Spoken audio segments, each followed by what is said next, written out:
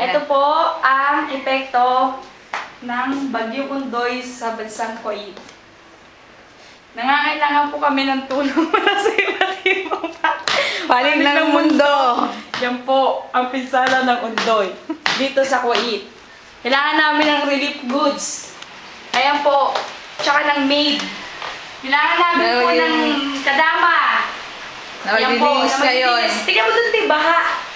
Sa tapat ng bintana. O yun nga. Dapat ako lalapit. Ayan po. Ay, awang mo to. Pakisaksiyan po ang nagaganap na climate changes. Guys. Climate change. Ayan po. Yan, nakikita nyo, binha kami. Ayan. Yan. Yan po ang epekto ng baha. Nasa 5th floor po kami pero binabaha kami. Only in Kuwait. Only in Kuwait po yan. Yan po ang epekto. Una, wag mo lang buksan! Puno mo ang lakas. Yan po ang tinatawag na typhoon. Dito sa Kuwait. Sa Kuwait.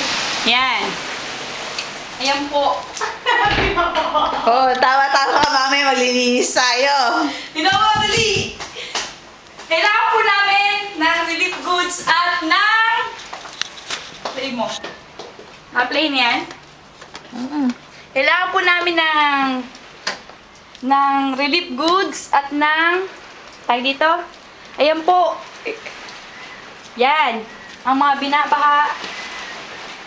Ito po si Jessica Soho, nag-uulat. Jessica Suhol. Ako po si Jessica Soho. Ako po si Jessica Suhol. Ako po si Jessica Soho, nag-uulat sa inyo tungkol sa nagaganap na pagbaha dito po sa bansang Kuwait. Yan po, baha po talaga. Yan, nakikita nyo po, nasa 5th floor po kami, inabot kami ng baha. Yan po.